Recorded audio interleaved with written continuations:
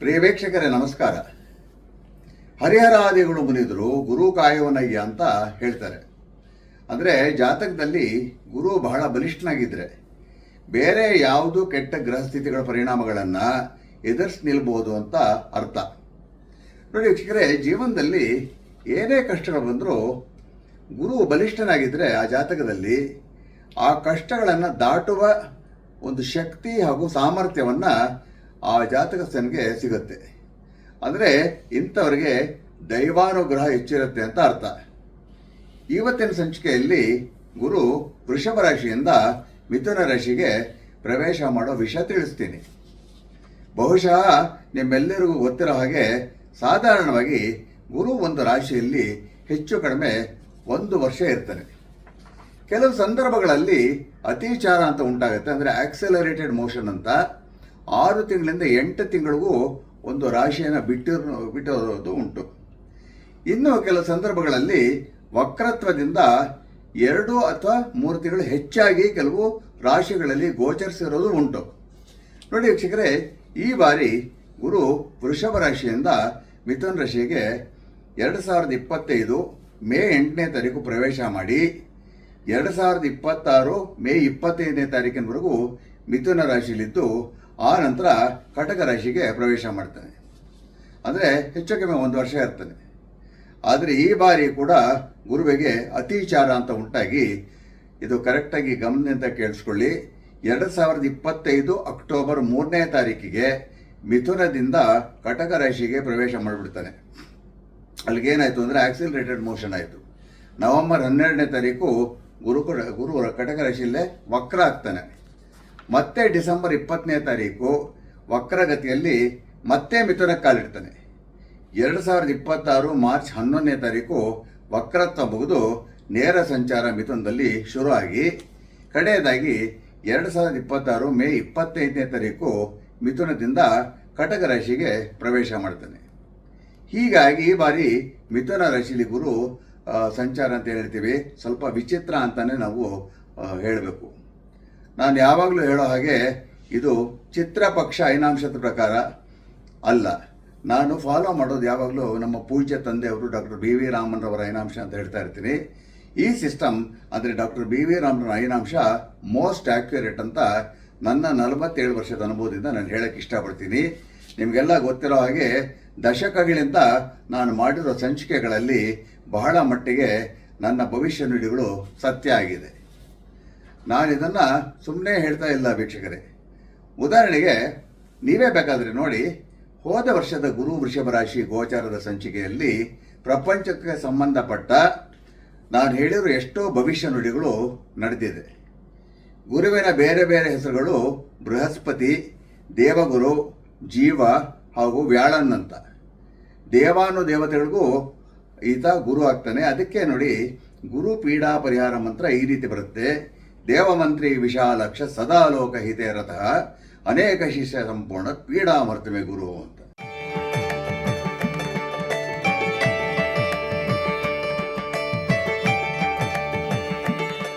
ಜ್ಯೋತಿಷದಲ್ಲಿ ಗುರುವಿಗೆ ಪುತ್ರಕಾರಕ, ಧನಕಾರಕ ಹಾಗೂ ವಿದ್ಯಾಕಾರಕ ಅಂತ ಕರೀತಾರೆ. ಗುರು ಲಿವರ್, ಪ್ಯಾನ್ಕ್ರಿಯಾಸ್ ಹಾಗೂ ಗಾಲ್ ಬ್ಲಾಡರ್ ಗ್ರಂಥಿಗಳನ್ನ ಕೂಡ ಸೂಚಿಸ್ತಾನೆ. ಯಾವ ಜಾತಕದಲ್ಲಿ ಲಗ್ನಾಧಿಪತಿ ಬಲಹೀನನಾಗಿರ್ತಾನೋ, ನೋಡಿ ವೀಕ್ಷಕರೇ, ಲಗ್ನ ಅಂದರೆ ತನುಭಾವ ಅಥವಾ ದೇಹ ಅಂತ ಹೇಳ್ತೀವಿ. ಹಾಗೂ ಗುರು ಪಾಪಗ್ರಹಗಳ ಜೊತೆ 6ನೇ ಮನೆ, 8ನೇ ಮನೆ ಅಥವಾ 12ನೇ ಮನೆಯಲ್ಲಿರ್ತಾನೋ ಅವರಿಗೆ ಲಿವರ್, ಗಾಲ್ ಬ್ಲಾಡರ್ ಹಾಗೂ ಪ್ಯಾನ್ಕ್ರಿಯಾಸ್ ಸಮಸ್ಯೆಗಳು ಕಾಡಬಹುದು.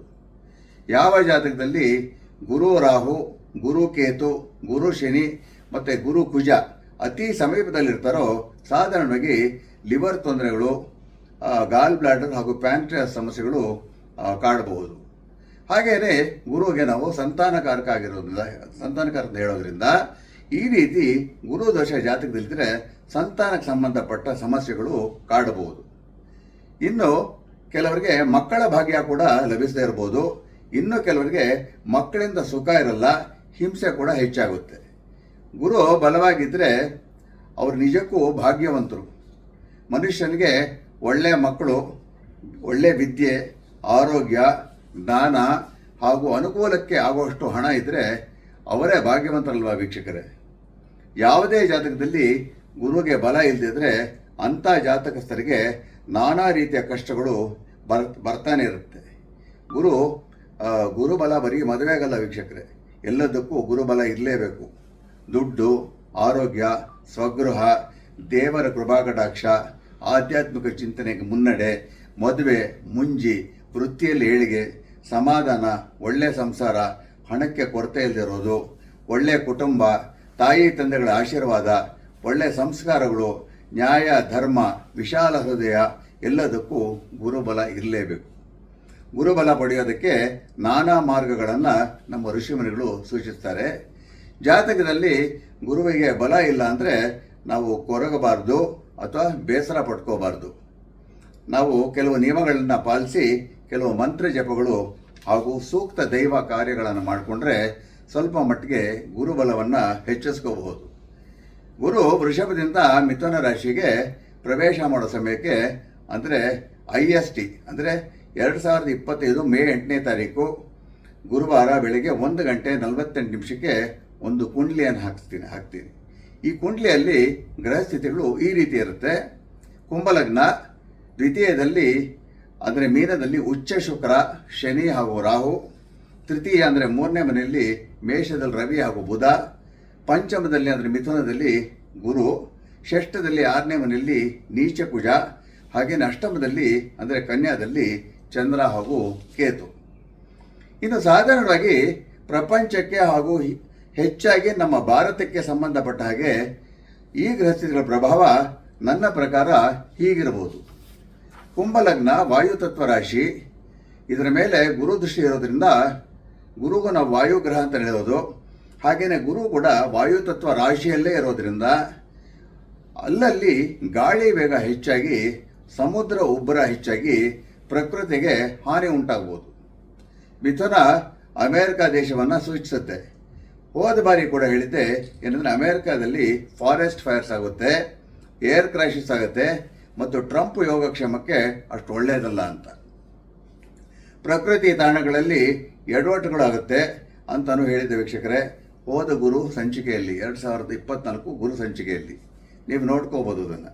ದುರಾದೃಷ್ಟವಶಾತ್ ಎಷ್ಟೋ ಪ್ರಕೃತಿ ತಾಣಗಳಲ್ಲಿ ಜಲ ಸಮಾಧಿಗಳು ಆಯಿತು. ಹಾಗೆಯೇ ಇತ್ತೀಚೆಗೆ ಬಹಳ ಬೇಸರದ ದುಃಖದ ಸಂಗತಿ ಏನಂದರೆ ಗುರು ವೃಷಭ ಬಿಡೋಕ್ಕೆ ಮುಂಚೆನೇ ಪಹಲ್ಗಾಮಲ್ಲಿ ನಡೆದ ಅಮಾನುಷ ಹತ್ಯೆಗಳು. ಅಫ್ಕೋರ್ಸ್ ಇದು ಪಾಕಿಸ್ತಾನ ನಾಶ ಆಗೋದಕ್ಕೆ ಪೀಠಿಕೆ ಕೂಡ.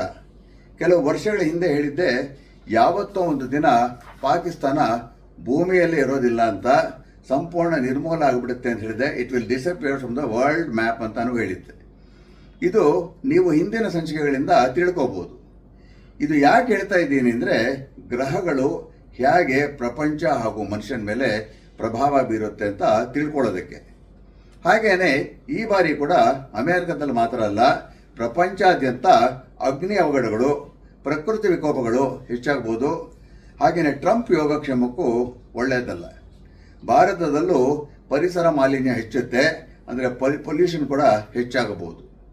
ನಾನು ಈಗ ಹೇಳಿರೋ ಗುರು ವಕ್ರ ಸಂಚಾರದ ವೇಳೆಯಲ್ಲಿ ಅಂದರೆ 2025 ಅಕ್ಟೋಬರಿಂದ 2026 ಮಾರ್ಚ್ವರೆಗೂ ಶೇರ್ ಮಾರ್ಕೆಟ್ ಫ್ಲಕ್ಚುಯೇಷನ್ಸು ಕೂಡ ಬಹಳ ಏರುಪೇರು ಕಾಣಿಸ್ಕೋಬಹುದು.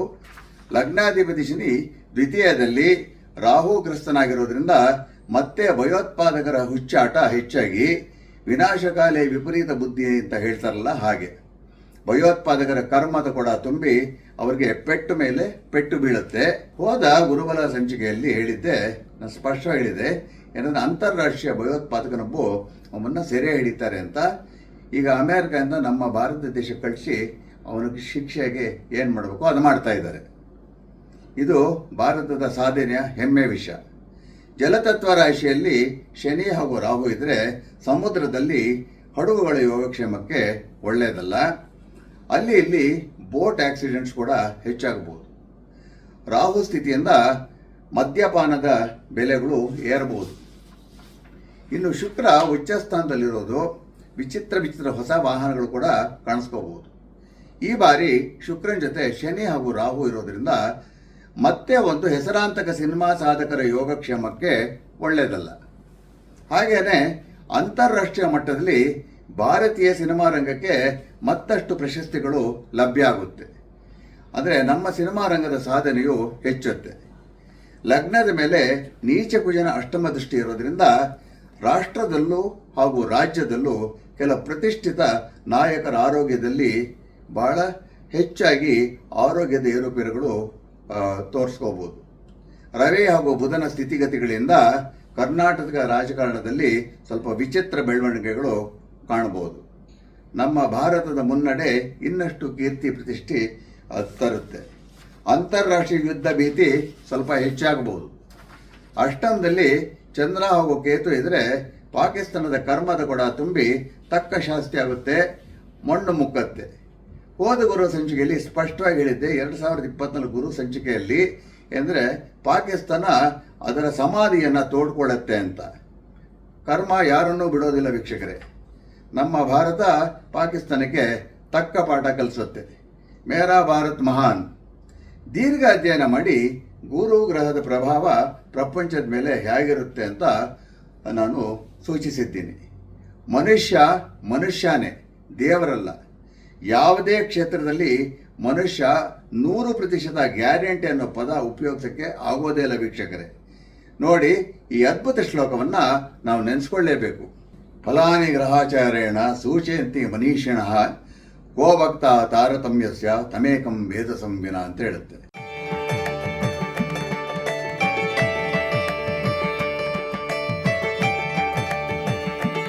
ಅಂದರೆ ಗ್ರಹಸ್ಥಿತಿ ಫಲಗಳನ್ನು ಮನುಷ್ಯ ಸ್ವಲ್ಪ ಮಟ್ಟಿಗೆ ತಿಳ್ಕೋಬಹುದು. ಆದರೆ ಸಂಪೂರ್ಣವಾಗಿ ಹೀಗೆ ಆಗುತ್ತೆ ಅಂತ 100% ನಿಖರವಾಗಿ ಸಾಕ್ಷಾತ್ ಬ್ರಹ್ಮನನ್ನು ಬಿಟ್ಟು ಇನ್ಯಾರೂ ಹೇಳೋಕ್ಕಾಗೋದಿಲ್ಲ.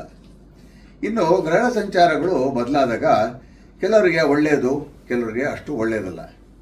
ಆಗಾಗ ಕೆಲವು ಪರಿಹಾರಗಳು ಮಾಡಿಕೊಂಡ್ರೆ ತಕ್ಕ ಮಟ್ಟಿಗೆ ದೋಷಗಳನ್ನು ಕಡಿಮೆ ಆದರೂ ಮಾಡ್ಕೋಬೋದು. ನಮ್ಮ ಭಾರತದಲ್ಲಿ ಕೆಲವು ಅದ್ಭುತ ಗುರುಕ್ಷೇತ್ರಗಳಿವೆ. ತಮಿಳುನಾಡಿನ ತಿರುವಾರೂರು ಜಿಲ್ಲೆಯಲ್ಲಿ ಆಲಂಗುಡಿ ಅಂತ ಹೆಸರಿನ ಒಂದು ಸಣ್ಣ ಗ್ರಾಮ ಇದೆ. ಕುಂಭಕೋಣಂ ಪಟ್ಟಣದಿಂದ 17 ಕಿಲೋಮೀಟರ್ ಆಗುತ್ತೆ. ಇದೇ ಗುರು ಸ್ಥಳ. ಯಾರು ಯಾವಾಗ ಬೇಕಾದರೂ ಅವರ ಜಾತಕದಲ್ಲಿ ಗುರು ದೋಷ ಇದ್ರೂ ಸರಿ ಇಲ್ದಿರೂ ಸರಿ, ಅನುಕೂಲ ಇದ್ದರೆ ಒಂದು ಗುರುವಾರ ಆಲಂಗುಡಿಗೆ ಹೋಗಿ ಹಳದಿ ವಸ್ತ್ರ ಮೇಲುಡುಪು ಧರಿಸಿ 24 ತುಪ್ಪದ ಮಣ್ಣಿನ ದೀಪಗಳನ್ನು ಅಲ್ಲಿ ಬೆಳಗಿಸಿದರೆ ಗುರು ದೋಷ ನಿವಾರಣೆ ಆಗುತ್ತೆ ಅಂತ ನಂಬಿಕೆ. ದೇವಸ್ಥಾನದ ಹೊರಗೆ ಹಚ್ಚಿದ್ರು ಸಾಕು, ಒಳಗಡೆ ಹಚ್ಚಬೇಕು ಅಂತ ಇಲ್ಲ. ಇದು ಸಾಧ್ಯವಾಗಿಲ್ಲ ಅಂದರೆ 24 ದಾಳಿಂಬೆ ಹಣ್ಣು ಹಾಗೂ 24 ನಿಂಬೆ ಹಣ್ಣುಗಳನ್ನು ಈ ಕ್ಷೇತ್ರದ ಗುರು ದೇವಸ್ಥಾನಕ್ಕೆ ಅರ್ಪಿಸಬಹುದು. ಬುಧವಾರ ಅಲ್ಲಿ ತಲುಪಿ ಗುರುವಾರ ರಾತ್ರಿಯಲ್ಲಿ ವಾಸ್ತವ್ಯ ಇದ್ದು ಶುಕ್ರವಾರ ವಾಪಸ್ಸಾಗಬಹುದು. ಅವರವರ ಅನುಕೂಲಕ್ಕೆ ತಕ್ಕ ಹಾಗೆ. ದೀಪಗಳನ್ನು ಹಚ್ಚೋಕ್ಕಾಗೋಲ್ಲ ಅಂದರೆ ಮತ್ತೊಂದು ಪರಿಹಾರ, ಕೂತ್ಕೊಂಡು ಭಕ್ತಿಯಿಂದ ಈಗ ನಾನು ಹೇಳೋಂಥ ಗುರು ಬೀಜ ಮಂತ್ರವನ್ನು ಸ್ಪಷ್ಟವಾಗಿ 330 ಬಾರಿ ಜಪಿಸಿದರೆ ಅದೇ ಫಲಗಳು ಲಭಿಸುತ್ತೆ. ಈ ಗುರು ಬೀಜ ಮಂತ್ರ ಹೇಗೆ ಬರುತ್ತೆ ಅಂದರೆ, ಓಂ ಗ್ರಾಂ ಗ್ರೀಂ ಗ್ರೌಂ ಸಹ ಗುರವೇ ನಮಃ. ಮತ್ತೊಮ್ಮೆ ಹೇಳ್ತೀನಿ ವೀಕ್ಷಕರೇ, ಓಂ ಗ್ರಾಂ ಗ್ರೀಂ ಗ್ರೌಂ ಸಹ ಗುರವೇ ನಮಃ. ಹಾಗೆಯೇ ಕುಂಭಕೋಣದಿಂದ ಸ್ವಲ್ಪ ದೂರದಲ್ಲೇ ಇನ್ನೊಂದು ಅದ್ಭುತ ಗುರುಕ್ಷೇತ್ರ ಇದೆ. ಅದರ ಹೆಸರು ತಿಟ್ಟೆ ಅಂತ. ಅಲ್ಲಿ ಗುರುವಿಗ ಗುರು ಅಂದರೆ ವಸಿಷ್ಠ ಮುನಿಗಳ ಕ್ಷೇತ್ರ ಅದು. ಅಲ್ಲೂ ಸಹ ಸ್ವಲ್ಪ ಹಳದಿಯ ವಸ್ತ್ರ ಕೊಟ್ಟು ಅರ್ಚನೆ ಮಾಡಿಸ್ಕೊಂಡ್ರೆ ಬಹಳ ಒಳ್ಳೆಯದು. ಹಾಗೆಯೇ ಮತ್ತೊಂದು ಕ್ಷೇತ್ರ ಕೇರಳದಲ್ಲಿರೋ ಗುರುವಾಯೂರು. ಇಲ್ಲಿ ಕೂಡ ಸ್ವಲ್ಪ ಸೇವೆಯನ್ನು ಸಲ್ಲಿಸಿದರೆ ಒಳ್ಳೆಯದು. ಗುರುವಾಯೂರು ದೇವಸ್ಥಾನದಲ್ಲಿ ಇರೋದು ವೃದ್ಧ ಕೃಷ್ಣ. ಈ ದೇವಸ್ಥಾನದ ಕೂಡ ಬಹಳ ಅದ್ಭುತವಾದ ಸ್ಥಳ ವೀಕ್ಷಕರೇ. ಇಲ್ಲಿ ಶ್ರೀ ಕೃಷ್ಣನ ದರ್ಶನ ಮಾಡಿದರೆ ಗುರುಬಲ ಸೃಷ್ಟಿಯಾಗುತ್ತೆ. ಹಾಗೆಯೇ ಗುರು ದೋಷಗಳಿಗೂ ಇದು ಪರಿಹಾರ ಅಂತ ಪ್ರತೀತಿ. ಬುಧವಾರ ಸಂಜೆ ಹಾಗೂ ಸಮಯ ಇದ್ದು ಗುರುವಾರ ಸಂಜೆ ಕೂಡ ಈ ದೇವಸ್ಥಾನದಲ್ಲಿ ಕುಳಿತು ವಿಷ್ಣು ಸಹಸ್ರನಾಮ ಪಾರಾಯಣ ಮಾಡಿದರೆ ತುಂಬಾ ಶ್ರೇಷ್ಠ. ವಿಷ್ಣು ಸಹಸ್ರನಾಮ ಹೇಳೋಕ್ಕೆ ಆಗದೆ ಇರೋರು ಬುಧವಾರ ಸಂಜೆ ದೇವಸ್ಥಾನದ ಆವರಣದಲ್ಲಿ ಕುಳಿತು ಭಕ್ತಿಯಿಂದ ಓಂ ನಮೋ ನಾರಾಯಣಾಯ ಮಂತ್ರವನ್ನು ಅಂದರೆ ಅಷ್ಟಾಕ್ಷರ ಮಂತ್ರವನ್ನು 800 ಅಥವಾ 2400 ಬಾರಿ ಜಪಿಸಿ 8, 16 ಅಥವಾ 24 ಬೆಲ್ಲದ ಅಚ್ಚುಗಳನ್ನು ಅರ್ಪಿಸಿದರೆ ಶ್ರೀಕೃಷ್ಣನ ಅನುಗ್ರಹ ಹಾಗೂ ಗುರು ಆಶೀರ್ವಾದವು ಲಭ್ಯ ಆಗುತ್ತೆ. ಯಾರಿಗೆ ಗುರುಕ್ಷೇತ್ರಕ್ಕೆ ಹೋಗೋಕ್ಕಾಗಲ್ವೋ ಈಗ ನಾನು ಹೇಳೋ ಈ ಮಂತ್ರವನ್ನು ಮನೆಯಲ್ಲೇ ದಿನನಿತ್ಯ ಉತ್ತರಾಭಿಮುಖ ಜಪಿಸಬಹುದು. ಈ ಮಂತ್ರ ಹೇಗೆ ಬರುತ್ತೆ ಅಂದರೆ ಓಂ ಹ್ರೀಂ ಕ್ಲೀಂ ಹೂಂ ಬೃಹಸ್ಪತಿಯೇ ನಮಃ, ಓಂ ಹ್ರೀಂ ಕ್ಲೀಂ ಹೂಂ ಬೃಹಸ್ಪತಿಯೇ ನಮಃ. ಇದನ್ನು 40 ದಿನಗಳ ಕಾಲ ದಿನನಿತ್ಯ 40 ಬಾರಿ ಜಪಿಸಬೇಕು. ಇಚ್ಛಿಸೋರು ಪ್ರತಿ 3 ತಿಂಗಳಿಗೋ ಅಥವಾ 6 ತಿಂಗಳಿಗೆ ಒಮ್ಮೆ ಈ ರೀತಿ ಮಾಡಬಹುದು. ಇನ್ನು ಕೆಲವರಿಗೆ ಇದು ಯಾವ ಪರಿಹಾರ ಕೂಡ ಮಾಡೋಕ್ಕಾಗಲ್ಲ, ಯಾವುದೇ ಪರಿಹಾರಗಳು ಮಾಡೋಕ್ಕಾಗದೇ ಇರೋರಿಗೆ ಒಂದು ಸುಲಭ ಪರಿಹಾರ ಏನಂದರೆ, ನೀವು ಯಾರನ್ನು ಗುರು ಸ್ಥಾನದಲ್ಲಿ ನೋಡ್ತಿರೋ ಯಾರಾದರೂ ಸರಿ, ನಿಮ್ಮ ಪೋಷಕರಾಗಿರ್ಬೋದು, ಒಡ ಹುಟ್ಟಿದವರಾಗಿರ್ಬೋದು, ನಿಮ್ಮ ಅಣ್ಣ ಅಕ್ಕ ಆಗಿರ್ಬೋದು, ನಿಮ್ಮ ಅತ್ತಿಗೆ ಆಗಿರ್ಬೋದು, ನಿಮ್ಮ ಅತ್ತೆ ಮಾವ ಆಗಿರ್ಬೋದು, ಹಾಗೆಯೇ ನಿಮ್ಮ ಶಾಲಾ ಕಾಲೇಜು ಮೇಷ್ಟ್ರುಗಳಾಗಿರ್ಬೋದು, ನಿಮಗೆ ಮಾರ್ಗದರ್ಶನ ನೀಡೋ ಜ್ಯೋತಿಷಿಗಳೇ ಆಗಿರ್ಬೋದು, ನಿಮಗೆ ಯಾರು ಗುರು ಅನಿಸುತ್ತೋ ಮೇ 8ನೇ ತಾರೀಕು ಅವರಿಗೆ ಸ್ವಲ್ಪ ಹಣ್ಣು ಬಿಳ್ಳೆದೆಲೆ ಹೂಗಳು ಈ ರೀತಿ ನಿಮ್ಮ ಶಕ್ತಿ ಅನುಸಾರ ಸಮರ್ಪಿಸಿ ಅವ್ರ ಪಾದಕ್ಕೆ ಭಕ್ತಿಯಿಂದ ನಮಸ್ಕರಿಸಿ ಅವರ ಆಶೀರ್ವಾದ ತಗೊಳ್ಳಿ. ಮೇ 8ನೇ ತಾರೀಕು ನಿಮಗೆ ಮಾಡೋಕ್ಕಾಗಿಲ್ಲ ಅಂದರೆ ಮೇ 22ನೇ ತಾರೀಕು ಗುರುವಾರ ದಶಮಿ ದಿನ ಕೂಡ ಗುರುವಿಗೆ ನಾನು ಸೂಚಿಸಿರೋ ಪರಿಹಾರಗಳನ್ನು ನೀವು ಮಾಡ್ಕೋಬಹುದು. ಗುರುಬಲ ಸೃಷ್ಟಿಯಾಗುತ್ತೆ. ಇನ್ನು ಬಹಳ ಜನರು ಅವರವರ ರಾಶಿಗಳ ಮೇಲೆ ಈ ಗುರು ಗೋಚರ ಹೇಗಿರಬಹುದು ಅಂತ ಕಾತುರದಿಂದ ಕಾಯ್ತಿರ್ತಾರೆ. ಎಂದಿನಂತೆ ನಾನು ಈ ರೀತಿ ಫಲಗಳನ್ನು ಹೇಳೋದನ್ನು ಒಂದು ಮಾರ್ಗದರ್ಶನಕ್ಕಾಗಿ, ಯಾಕಂದರೆ ನಾನು ಯಾವಾಗಲೂ ಹೇಳೋ ಹಾಗೆ ಅವರವರ ಜಾತಕದ ಬಲ ಹಾಗೂ ದೋಷಗಳು ಹಾಗೂ ದಶಾಭುಕ್ತಿಗಳು ಬಹಳ ಮುಖ್ಯ. ಯಾವುದೇ ಗ್ರಹ ಗೋಚಾರದ ಬಗ್ಗೆ ವಿಶ್ಲೇಷಣೆ ಮಾಡಬೇಕಾದ್ರೆ ಬರೀ ಪುಸ್ತಕದ ಜ್ಞಾನ ಇದ್ದರೆ ಸಾಲದು ವೀಕ್ಷಕರೇ, ಮಸ್ತಕದ ಜ್ಞಾನ ಹಾಗೂ ದೀರ್ಘ ಅನುಭವ ಕೂಡ ಇರಬೇಕು. ಸುಮ್ಮನೆ ಗುರು ಮಿಥುನ ರಾಶಿ ಪ್ರವೇಶ, ತುಲಾ ರಾಶಿಗೆ ಒಳ್ಳೆಯದು, ವೃಶ್ಚಿಕ ರಾಶಿ ಕೆಟ್ಟದು, ಈ ರೀತಿ ಮೆಕ್ಯಾನಿಕಲ್ ಆಗಿ ಬಾಯ್ಪಾಠಕ್ಕೆ ಹೇಳ್ದಂಗೆ ಹೇಳೋದು ಬಹಳ ತಪ್ಪು. ಹಾಗೇನೆ ವೀಕ್ಷಕರೇ, ಇದೇ ವರ್ಷ ಅಂದರೆ 2025 ಜೂನ್ 15ನೇ ತಾರೀಕು ರಾಹು ಮೀನ ರಾಶಿಯಿಂದ ಕುಂಭ ರಾಶಿಗೆ ಹಾಗೂ ಕೇತು ಕನ್ಯಾ ರಾಶಿನ ಸಿಂಹ ರಾಶಿಗೆ ಪ್ರವೇಶ ಮಾಡ್ತಾರೆ. ಆಗ ಇನ್ನೂ ಸ್ವಲ್ಪ ರಾಶಿ ಫಲಗಳಲ್ಲಿ ಬದಲಾವಣೆಗಳು ಆಗುತ್ತೆ. ರಾಹು ಕೇತು ರಾಶಿಯ ಬದಲಾವಣೆಯ ದೀರ್ಘ ಸಂಚಿಕೆ ಸೂಕ್ತ ಸಮಯದಲ್ಲಿ ನಿಮ್ಮ ಮುಂದೆ ಇಡ್ತೀನಿ.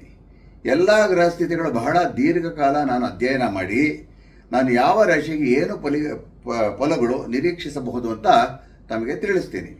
ಈ ಫಲಗಳು ಹೆಚ್ಚು ಕಡಿಮೆ 1 ವರ್ಷಕ್ಕೆ ಅನ್ವಯಿಸುತ್ತೆ.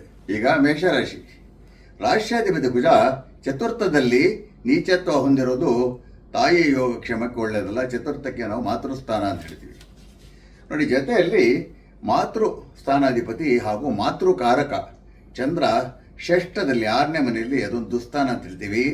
ಕೇತುಗ್ರಸ್ತನಾಗಿರೋದ್ರಿಂದ ತಾಯಿ ಆರೋಗ್ಯದಲ್ಲಿ ಹೆಚ್ಚಿನ ಏರುಪೇರಾಗಬಹುದು. ಹಾಗೆಯೇ ತಾಯಿ ಜೊತೆ ಒಡನಾಟ ಸಮಾಧಾನವಾಗಿ ಇರಲ್ಲ, ಏನಾದರೂ ವ್ಯತ್ಯಾಸಗಳಿರುತ್ತೆ. ಮೇಷರಾಶಿಯವರ ಆರೋಗ್ಯದಲ್ಲಿ ರಕ್ತಹೀನತೆ ಅಂದರೆ anaemic conditions, low BP, low haemoglobin ಈ ರೀತಿ ಕಾಣಬಹುದು. ಚತುರ್ಥ ವಾಹನ ಸ್ಥಾನ ಕೂಡ ಆಗಿರೋದ್ರಿಂದ ಮೇಷರಾಶಿಯವರು ವಾಹನ ಚಲಾಯಿಸಬೇಕಾದ್ರೆ ಜಲಸ್ಥಳಗಳಲ್ಲಿ ಜಾರಿ ಏಟು ಪಡೆಯುವಂಥ ಸಾಧ್ಯತೆ ಇರುತ್ತೆ. ವಾಹನ ಅಪಘಾತ ಆಗಬಹುದು. ಹಾಗೆಯೇ ಕುಜ ಭೂಮಿ ಕಾರಕನಾಗಿ ನೀಚತ್ವ ಹೊಂದಿರೋದ್ರಿಂದ, ಹಾಗೆಯೇ ಕುಜನಿಗೆ ಅಷ್ಟಮಾಧಿಪತ್ಯ ದೋಷ ಕೂಡ ಇರೋದ್ರಿಂದ ಭೂ ವ್ಯವಹಾರದಲ್ಲಿ ನಷ್ಟ, ಭೂಮಿ ಪತ್ರಗಳು ನಕಲಿಯಾಗಿರ್ಬೋದು, ಬಹಳ ಜಾಗ್ರತೆ ವಹಿಸಿ. ರಾಶಿಯಲ್ಲಿ ಪಂಚಮಾಧಿಪತಿ ರವಿ ಇರೋದ್ರಿಂದ ಮಕ್ಕಳ ಏಳಿಗೆಗೆ ಚೆನ್ನಾಗಿರುತ್ತೆ. ಆದರೆ ತೃತೀಯ ಷಷ್ಠ್ಯಾಧಿಪತಿ ಬುಧನು ಕೂಡ ಇರೋದ್ರಿಂದ ಮೇಷ ರಾಶಿಗೆ ನಾನು ಯಾವಾಗಲೂ ಹೇಳ್ತಾ ಇರ್ತೀನಿ, ಬುಧ ಸ್ವಲ್ಪ ಅಶುಭ ಗ್ರಹ ಅಂತ. ಶತ್ರು ಬಾಧೆ ಹೆಚ್ಚುತ್ತೆ. ಇಂಟೆಸ್ಟೈನಲ್ ಟ್ರ್ಯಾಕ್ಟ್ ಇನ್ಫೆಕ್ಷನ್ಸ್ ಆಗಾಗ ಕಾಣ್ಬೋದು. ಹೊಟ್ಟೆ ಕೆಡೋದು ಹೆಚ್ಚುತ್ತೆ. ಕರ್ಮಸ್ಥಾನಾಧಿಪತಿ ಹಾಗೂ ಲಾಭಾಧಿಪತಿ ಶನಿ ವ್ಯಯಸ್ಥಾನದಲ್ಲಿ ರಾಹು ಜೊತೆ ಇದ್ದರೆ ವೃತ್ತಿ ಜೀವನದಲ್ಲಿ ತೊಂದರೆಗಳು ಹಾಗೂ ನಷ್ಟಗಳು ಹೆಚ್ಚಾಗಬಹುದು. ಆದರೆ ಗುರು ಕೂಡ ಕರ್ಮಭಾವವನ್ನು ವೀಕ್ಷಿಸ್ತಾ ಇರೋದ್ರಿಂದ ವೃತ್ತಿ ಕುಸಿಯಲ್ಲ, ಹಾಗೂ ನಡ್ಕೊಂಡು ಹೋಗುತ್ತೆ. ಹಾಗೆಯೇ ಅಣ್ಣ ಅಥವಾ ಅಕ್ಕನ ಜೊತೆ ಸ್ವಲ್ಪ ಅಸಮಾಧಾನ ಉಂಟಾಗುತ್ತೆ. ಪಾದದ ಬೆರಳುಗಳಲ್ಲಿ ಸೋಂಕು ಅಥವಾ ಹುಣ್ಣು ಉಂಟಾಗಬಹುದು.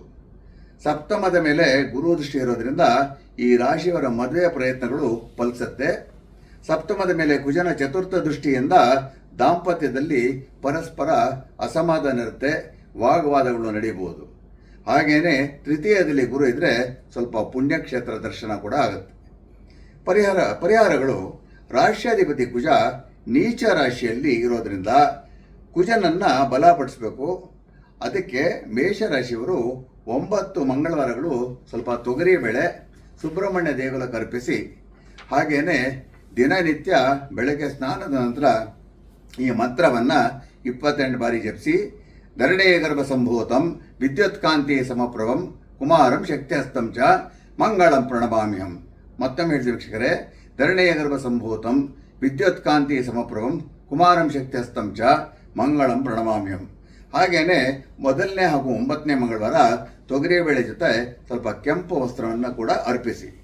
ಅನುಕೂಲ ಇದ್ದರೆ ಕನಿಷ್ಠ 3 ತಿಂಗಳ ಕಾಲ ಬೆಳ್ಳಿ ಉಂಗುರದಲ್ಲಿ ಒಂದು ಕೆಂಪು ಹವಳವನ್ನು ಉಂಗುರದ ಬೆರಳಿಗೆ ಧರಿಸಿ, ಪುರುಷರು ಬಲಗೈಗೆ, ಸ್ತ್ರೀಯರು ಎಡಗೈಗೆ.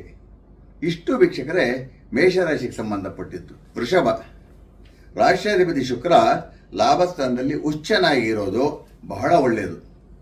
ಆರ್ಥಿಕ ಸಂಕಷ್ಟಗಳು ದೂರ ಆಗುತ್ತೆ, ಚೆನ್ನಾಗಿ ಧನಾರ್ಜನ ಆಗುತ್ತೆ, ಅನ್ಕೊಂಡಿದ್ದ ಕೆಲಸಗಳು ಮುಂದುವರಿಯುತ್ತೆ. ಕರ್ಮಸ್ಥಾನದಲ್ಲಿ ಶನಿ ಕೂಡ ಏಕಾದಶದಲ್ಲಿರೋದ್ರಿಂದ ನೌಕರಿ ಹಾಗೂ ಉದ್ಯಮದಲ್ಲಿರೋರಿಗೆ ಒಳ್ಳೆಯ ಲಾಭ. ಏಕಾದಶದಲ್ಲಿ ರಾಹು ಕೂಡ ಇರೋದ್ರಿಂದ ಅನಿರೀಕ್ಷಿತ ಲಾಭಗಳು ಬರಬಹುದು.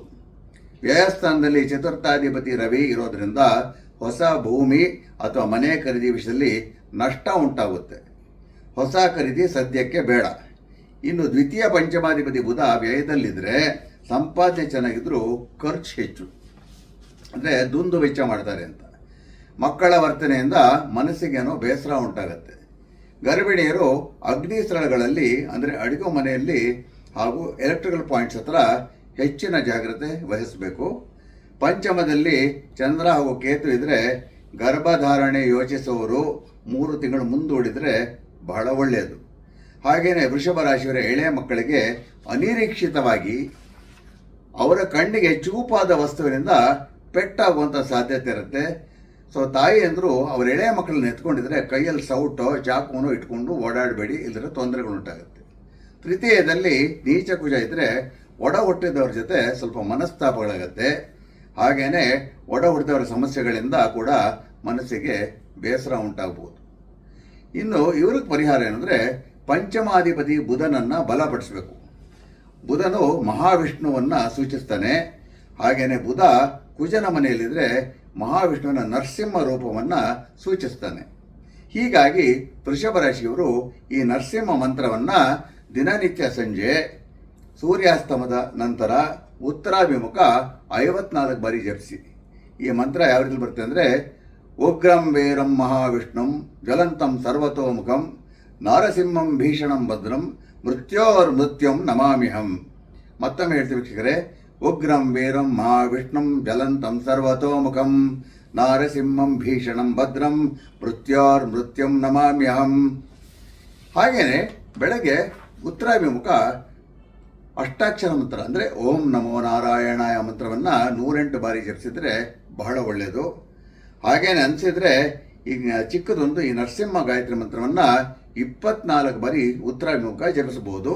ಈ ಮಂತ್ರ ಯಾವ ರೀತಿ ಬರುತ್ತೆ ಅಂದರೆ, ಓಂ ಉಗ್ರ ನರಸಿಂಹಾಯ ವಿದ್ಮಹೆ ವಜ್ರನಕಾಯ ಧೀಮಹಿ ತನ್ನೋ ನರಸಿಂಹ ಪ್ರಚೋದಯಾತ್. ಓಂ ಉಗ್ರ ನರಸಿಂಹಾಯ ವಿದ್ಮಹೆ ವಜ್ರನಕಾಯ ಧೀಮಹಿ ತನ್ನೋ ನರಸಿಂಹ ಪ್ರಚೋದಯಾತ್. ಇಷ್ಟು ವೀಕ್ಷಕರೇ ವೃಷಭ ರಾಶಿಯ ಫಲಾಫಲಗಳು. ಈಗ ಮಿಥುನ ರಾಶಿ. ಜನ್ಮರಾಶಿಗೆ ಗುರು ಪ್ರವೇಶ ಅಷ್ಟು ಒಳ್ಳೆಯದಲ್ಲ ವೀಕ್ಷಕರೇ. ಜನ್ಮಗುರು ನರೋ ದುಃಖಂ ಅಂತಾರೆ. ಜನ್ಮಗುರು ದೋಷ ನಿವಾರಣೆಗೆ ಈ ಮಂತ್ರವನ್ನು ದಿನನಿತ್ಯ 33 ಬಾರಿ ಬೆಳಿಗ್ಗೆ ಉತ್ತರಾಭಿಮುಖ ಜಪಿಸಿ. ಇನ್ನು ಮಿಥುನ ರಾಶಿಯ ಫಲಗಳಿಗೇನು ಅಂತ ಅದಕ್ಕೂ ಬರ್ತೀನಿ. ಅದ್ರ ಮುಂಚೆ ಈ ಮಂತ್ರ ಹೇಳ್ತೀನಿ. ಓಂ ಬ್ರಹ್ಮ್ ಬೃಹಸ್ಪತಿಯೇ ನಮಃ. ಓಂ ಐಂ ಶ್ರೀಂ ಬೃಹಸ್ಪತಿಯೇ ನಮಃ. ಓಂ ಹ್ರೀಂ ನಮಃ ಅಂತ ಬರುತ್ತೆ. ಓಂ ಬ್ರಹ್ಮ್ ಬೃಹಸ್ಪತಿಯೇ ನಮಃ. ಓಂ ಐಂ ಶ್ರೀಂ ಬೃಹಸ್ಪತಿಯೇ ನಮಃ. ಓಂ ಹ್ರೀಂ ನಮಃ. ಈ ರೀತಿಯಲ್ಲಿ ಜನ್ಮರಾಶಿಗೆ ಗುರು ಪ್ರವೇಶ ಮಾಡಿದಾಗ ಮನಸ್ಸಿಗೆ ಏನೋ ಚಿಂತೆ, ಏನೋ ದುಃಖ. ದ್ವಿತೀಯದಲ್ಲಿ ಷಷ್ಟ್ಯಾಧಿಪತಿ ಹಾಗೂ ಲಾಭಾಧಿಪತಿ ಕುಜ ಇದ್ದರೆ ಒಂದು ಕಡೆ ಲಾಭನೂ ಉಂಟು, ಹಾಗೆಯೇ ಆ ಲಾಭ ನಷ್ಟಕ್ಕೂ ತಿರುಗುವುದು ಉಂಟು, ಅಂದರೆ ದುಡ್ಡು ನಿಲ್ಲೋದಿಲ್ಲ. ಚತುರ್ಥದಲ್ಲಿ ಮಾತೃಕಾರಕ ಚಂದ್ರ ಹಾಗೂ ಕೇತು ಇರೋದ್ರಿಂದ ತಾಯಿ ಯಾವುದೋ ರೀತಿಯಲ್ಲಿ ಸ್ವಲ್ಪ ದೂರ ಆಗುವಂಥ ಸಾಧ್ಯತೆ ಇರುತ್ತೆ. ಆದರೆ ಜಗಳ ಆಡಿಕೊಂಡು ಅಂತಲ್ಲ, ಏನೋ ಕೆಲಸ ಕಾರಣದಿಂದ ಅದರಿಂದ ಆಗ್ಬೋದು. ಇದು ವಿಚಿತ್ರ ಗ್ರಹ ಸ್ಥಿತಿ. ಚಂದ್ರ ಹಾಗೂ ಕೇತು ಈ ರೀತಿ ಇದ್ದರೆ ನನ್ನ ಅನುಭವದಲ್ಲಿ ನಿಮ್ಮ ಮನೆಯ ಬಾವಿ ಅಥವಾ ಸಂಪಲ್ಲಿ ಯಾವುದಾದ್ರೂ ಹಾವು, ಚೇಳು ಅಥವಾ ಏನೋ ವಿಚಿತ್ರ ಪ್ರಾಣಿ ಬೀಳುವಂಥ ಸಾಧ್ಯತೆ ಇರುತ್ತೆ. ನೀರು ಕಲುಷಿತ ಆಗುವಂಥ ಸಾಧ್ಯತೆ ಇರುತ್ತೆ. ಅದರಿಂದ ವಿಷ ಆಗ್ಬೋದು. ಆಗಾಗ ಬಾವಿ ಅಥವಾ ಸಂಪೊಳಗೆ ಸ್ವಲ್ಪ ಗಮನ ಇಟ್ಟು ಪರೀಕ್ಷಿಸಿ. ದಶಮದಲ್ಲಿ ಯೋಗಕಾರಕ ಶನಿ ಇದ್ದರೆ ವಿದೇಶದಲ್ಲಿ ನೌಕರಿ ಹುಡುಕ್ತಾ ಇರೋರಿಗೆ ಕೆಲಸ ಸಿಗ್ಬೋದು. ರಾಹು ದಶಮದಲ್ಲಿದ್ದರೆ ಈ ರಾಶಿಯ ಬಾರ್ ಹಾಗೂ ವೈನ್ ಶಾಪ್ ಓನರ್ಸ್ಗೆ ವ್ಯಾಪಾರ ಹೆಚ್ಚುತ್ತೆ. ಆದರೆ ಈ ಚಟಕ್ಕೆ ಸಿಲುಕಿರೋ ಮಿಥುನ ಅವರಿಗೆ ವಿಪರೀತ ನಷ್ಟ ಉಂಟಾಗಿ ಬೀದಿಗೆ ಬರೋ ಸಾಧ್ಯತೆ ಕೂಡ ಇರುತ್ತೆ. ಆರೋಗ್ಯದಲ್ಲಿ ಕುಸಿತ, ಸಂಬಂಧಗಳಲ್ಲಿ ಬಿರುಕು, ಇದು ಮನುಷ್ಯನ ದುರ್ಬಳತೆಯನ್ನು ಸೂಚಿಸುತ್ತೆ. ಇದರ ಹಾವಳಿ ಹೆಚ್ಚುತ್ತೆ. ಈ ರಾಶಿಯ ವಿದ್ಯಾರ್ಥಿಗಳ ಮೇಲೆ ಪೋಷಕರು ಈ ವಿಷಯದಲ್ಲಿ ಹೆಚ್ಚಿನ ಗಮನ ಇಟ್ಕೊಂಡಿದ್ರೆ ಬಹಳ ಒಳ್ಳೆಯದು ವೀಕ್ಷಕರೇ. ಇನ್ನು ಪಂಚಮಾಧಿಪತಿ ಶುಕ್ರ ಕರ್ಮಸ್ಥಾನದಲ್ಲಿ ಉಚ್ಚನಾಗಿರೋದ್ರಿಂದ ಮಿಥುನ ರಾಶಿಯವರ ಬಟ್ಟೆ ಹಾಗೂ ಚಿನ್ನ ಬೆಳ್ಳಿ ವ್ಯಾಪಾರಸ್ಥರಿಗೆ ಬಹಳ ಒಳ್ಳೆಯದು. ಈ ರಾಶಿಯ ಸಿನಿಮಾ ಹಾಗೂ ಸೀರಿಯಲ್ ನಟಿಯರಿಗೂ ಒಳ್ಳೆಯದು. ರಾಷ್ಟ್ರಾಧಿಪತಿ ಬುಧ ಹಾಗೂ ತೃತೀಯಾಧಿಪತಿ ರವಿ ಏಕಾದಶದಲ್ಲಿರೋದು ಕೂಡ ಹಣಕಾಸಿನ ವಿಷಯಕ್ಕೆ ಲಾಭದಾಯಕ. ಇನ್ನು ಇದಕ್ಕೆ ಸಂಬಂಧಪಟ್ಟಂತೆ ಪರಿಹಾರ, ಪಂಚಮಾಧಿಪತಿ ಶುಕ್ರ ಅಮ್ಮನವರನ್ನು ಸೂಚಿಸ್ತಾನೆ. ಹಾಗೇನೆ ಶುಕ್ರ ರಾಹು ಜೊತೆ ಇರೋದ್ರಿಂದ ಕಾಳಿ ಅಮ್ಮನವರನ್ನ ಸೂಚಿಸ್ತಾನೆ. ಆರಂಭದಲ್ಲಿ ಹೇಳಿರೋ ಪರಿಹಾರ ಮಾಡಿಕೊಳ್ಳಿ. ಪಂಚಮಾಧಿಪತಿ ಶುಕ್ರ ದಶಮದಲ್ಲಿರೋದ್ರಿಂದ ಮಿಥುನ ರಾಶಿಯವರು ದಿನನಿತ್ಯ ಬೆಳಗ್ಗೆ ಸ್ನಾನದ ನಂತರ ಈ ಕಾಳಿ ಅಮ್ಮನವರ ಮಂತ್ರವನ್ನು 54 ಬಾರಿ ಅಥವಾ 108 ಬಾರಿ ಉತ್ತರಾಭಿಮುಖ ಜಪಿಸಿ. ಈ ಮಂತ್ರ ಈ ರೀತಿ ಬರುತ್ತೆ: ಜಯಂತಿ ಮಂಗಳ ಕಾಳಿ ಭದ್ರಕಾಳಿ ಕಪಾಲಿನಿ ದುರ್ಗಾ ಕ್ಷಮಾ ಶಿವಾ ಧಾತ್ರಿ ಸ್ವಾಹ ಸ್ವಧಾ ನಮೋಸ್ತದೆ. ಮತ್ತೊಮ್ಮೆ ಹೇಳ್ತಿರ್ಬೇಕಾರೆ, ಜಯಂತಿ ಮಂಗಳ ಕಾಳಿ ಭದ್ರಕಾಳಿ ಕಪಾಲಿನಿ ದುರ್ಗಾ ಕ್ಷಮಾ ಶಿವಾ ಧಾತ್ರಿ ಸ್ವಾಹ ಸ್ವಧಾ ನಮೋಸ್ತದೆ. ಇಷ್ಟೂ ಮಿಥುನ ರಾಶಿಯ ಫಲಗಳು. ಕಟಕ ರಾಷ್ಟ್ರಾಧಿಪತಿ ಚಂದ್ರ ತೃತೀಯದಲ್ಲಿ ಕೇತುಗ್ರಸ್ತನಾಗಿರೋದ್ರಿಂದ ಆರೋಗ್ಯದಲ್ಲಿ ಸ್ವಲ್ಪ ಏರುಪೇರು, ಸ್ವಲ್ಪ ಅಲರ್ಜಿ ಆಗ್ಬೋದು, ಶ್ವಾಸಕೋಶದ ಸೋಂಕು, ಹೊಟ್ಟೆ ಸೋಂಕು ಈ ರೀತಿ. ಆಹಾರದಲ್ಲಿ ಸ್ವಲ್ಪ ಕಟ್ಟುನಿಟ್ಟಾಗಿದ್ದರೆ ತೊಂದರೆ ಇಲ್ಲ. ರಾಶಿಯಲ್ಲಿ ಕುಜ ನೀಚತ್ವ ಹೊಂದಿದ್ದಾನೆ. ಕಟಕ ರಾಶಿಯ ಕುಜ ಶುಭ ಗ್ರಹ, ಹೀಗಾಗಿ ಸ್ವಲ್ಪ ಸ್ಟ್ರೆಸ್ ಉಂಟು ಮಾಡಿದ್ರೂ ಹೇಗೋ ನಿಭಾಯಿಸ್ತಾನೆ. ಒಂದು ಕಡೆ ಸ್ವಲ್ಪ ಸ್ಟ್ರೆಸ್ ಇದ್ದರೂ ಇನ್ನೊಂದು ಕಡೆ ಅವರ ಕೆಲಸಗಳು ಮುಂದುವರಿಯುತ್ತೆ. ಪಿತೃಸ್ಥಾನದಲ್ಲಿ ಸಪ್ತಮ ಹಾಗೂ ಅಷ್ಟಮಾಧಿಪತಿ ಶನಿ ಇದ್ದರೆ ತಂದೆಗೆ ಸ್ವಲ್ಪ ಒತ್ತಡಗಳು, ಹಾಗೆಯೇ ರಾಹು ಕೂಡ ಇರೋದ್ರಿಂದ ಸಣ್ಣ ಪುಟ್ಟ ಆರೋಗ್ಯದ ಸಮಸ್ಯೆಗಳು. ಪಾದಗಳಲ್ಲಿ ನೋವು. ಆದರೆ ಪಿತೃಸ್ಥಾನದಲ್ಲಿ ಚತುರ್ಥಾಧಿಪತಿ ಹಾಗೂ ಮಾತೃಸ್ಥಾನಾಧಿಪತಿಯೂ ಹೌದು. ಉಚ್ಚ ಶುಕ್ರ ಇದ್ದು ಹಾಗೆಯೇ ಶುಕ್ರನು ರಾಷ್ಟ್ರಾಧಿಪತಿ ಚಂದ್ರನ ಮೇಲೆ ದೃಷ್ಟಿ ಹಾಕಿರೋದ್ರಿಂದ ಕಟಕ ರಾಶಿಯವರಿಗೆ ಹೊಸ ಮನೆ ಲಭ್ಯ. ಚತುರ್ಥದ ಮೇಲೆ ಸೂರ್ಯ ಹಾಗೂ ಬುಧನ ದೃಷ್ಟಿಯಿಂದ ಈ ರಾಶಿಯ ವಿದ್ಯಾರ್ಥಿಗಳಿಗೆ ತಕ್ಕ ಮಟ್ಟಿಗೆ ಏಳಿಗೆ. ಆದರೆ ಬುಧ ವ್ಯಯಾಧಿಪತಿಯೂ ಆಗಿರೋದ್ರಿಂದ ಅವನ ಚತುರ್ಥದ ದೃಷ್ಟಿಯಿಂದ ಕಟಕ ರಾಶಿಯ ತಾಯಿ ಆರೋಗ್ಯದಲ್ಲಿ ಸ್ವಲ್ಪ ಏರುಪೇರು. ವ್ಯಯಸ್ಥಾನದಲ್ಲಿ ಗುರು ಇರೋದ್ರಿಂದ ಸ್ವಲ್ಪ ಹೆಚ್ಚಿನ ಶ್ರಮ ಪಡಬೇಕಾಗತ್ತೆ. ಇನ್ನು ಪರಿಹಾರ, ಪಂಚಮಾಧಿಪತಿ ಕುಜ ಪುಷ್ಯ ನಕ್ಷತ್ರದಲ್ಲಿದ್ದಾನೆ. ಪುಷ್ಯ ಶನಿಯ ನಕ್ಷತ್ರ. ಶನಿಗೆ ಶಿವಪ್ರಿಯ ಅಂತ ಕರಿತೀವಿ. ಹೀಗಾಗಿ ಕಟಕ ರಾಶಿಯವರು ಶಿವನ ಆರಾಧನೆ ಮಾಡಬೇಕು. ಇದಕ್ಕೆ ಮಹಾಮೃತ್ಯುಂಜಯ ಮಂತ್ರವನ್ನು ಒಂದು ವಿಭಿನ್ನ ರೀತಿಯಲ್ಲಿ ದಿನನಿತ್ಯ ಬೆಳಗ್ಗೆ ಹಾಗೂ ಸಂಜೆ 28 ಅಥವಾ 54 ಬಾರಿ ಉತ್ತರಾಭಿಮುಖ ಜಪಿಸಬೇಕು. ಈ ಮಂತ್ರ ಹೀಗೆ ಬರುತ್ತೆ, ಅದನ್ನು ದಯವಿಟ್ಟು ಗಮನಿಸಿ. ಯಾಕಂದರೆ ಇದನ್ನು ವಿಭಿನ್ನವಾಗಿ ಇರೋ ಮಹಾಮೃತ್ಯುಂಜಯ ಮಂತ್ರ ಇದುವರೆಗೂ ನಾನು ಇದನ್ನು ಯಾರಿಗೂ ಇನ್ನೂ ತಿಳಿಸಿಲ್ಲ. ನೋಡಿ ವೀಕ್ಷಕರು, ಹಿಂಗೆ ಬರುತ್ತೆ: ಓಂ ತ್ರಯಂಬಕಂ ಯಜಾಮಹೇ ಸುಗಂಧಿಂ ಪುಷ್ಟಿವರ್ಧನಂ ಉರ್ವಾರುಕಮಿವ ಬಂಧನಾನ್ ಮೃತ್ಯೋರ್ಮುಕ್ಷೀಯಮಾಮೃತಾತ್. ಏತೆ ಸಹಸ್ರಮಯುತಂ ಪಾಶ ಮೃತ್ಯೋ ಮರ್ತ್ಯಾಯ ಹಂತವೇ ತಾಂಜಜ್ಞಸ್ಯ ಮಾಯಯ ಸರ್ವಾನವ ಯಜಾಮಹೇ ಮೃತ್ಯವೇ ಸ್ವಾಹ ಮೃತ್ಯವೇ ಸ್ವಾಹ. ಓಂ ಮತ್ತೊಮ್ಮೆ ಹೇಳ್ತೀನಿ ವೀಕ್ಷಕರೇ. ಓಂ ತ್ರಯಂಬಕಂ ಯಜಾಮಹೇ ಸುಗಂಧಿಂ ಪುಷ್ಟಿವರ್ಧನಂ ಉರ್ವಾರುಕಮಿವ ಬಂಧನಾನ್ ಮೃತ್ಯೋರ್ಮುಕ್ಷೀಯಮಾಮೃತಾತ್. ಏತೆ ಸಹಸ್ರಮಯುತಂ ಪಾಶ ಮೃತ್ಯೋ ಮರ್ತ್ಯಾಯ ಹಂತವೇ ತಾನ್ ಯಜ್ಞಸ್ಯ ಮಾಯಯ ಸರ್ವಾನವ ಯಜಾಮಹೇ ಮೃತ್ಯವೇ ಸ್ವಾಹ ಮೃತ್ಯವೇ ಸ್ವಾಹ. ಓಂ. ನೋಡಿ ವೀಕ್ಷಕರೇ, ಈ ರೀತಿ ಮಹಾಮೃತ್ಯುಂಜಯ ಮಂತ್ರ ಮಾಡಿದರೆ ಇದು ಅದ್ಭುತವಾದ ಮೋಕ್ಷ ಹಾಗೂ ರೋಗ ನಿವಾರಕ ಮಂತ್ರ ಕೂಡ. ಇಚ್ಛಿಸೋರು ಯಾವ ರಾಶಿಯವರಾದರೂ ಆಗಿರ್ಬೋದು, ದಿನನಿತ್ಯ ಬೆಳಗ್ಗೆ ಅಥವಾ ಸಂಜೆ ಅಥವಾ 2 ಹೊತ್ತು ಇದನ್ನು ನಾನು ಹೇಳಿದ ರೀತಿಯಲ್ಲಿ ಜಪಿಸಿದರೆ ಆಧ್ಯಾತ್ಮಿಕ ಜೀವನದಲ್ಲಿ ಅದ್ಭುತ ಸೃಷ್ಟಿಸೋ ಚೈತನ್ಯ ಇದಕ್ಕಿದೆ. ಮತ್ತು ಕೆಲವು ಕೆಟ್ಟ ಕಾಯಿಲೆಗಳನ್ನ ವಾಸಿ ಮಾಡೋಂಥ ಚೈತನ್ಯನೂ ಇದಕ್ಕಿರುತ್ತೆ. ಇಷ್ಟು ಕಟಕ ರಾಶಿಯ ಫಲಾಫಲಗಳು.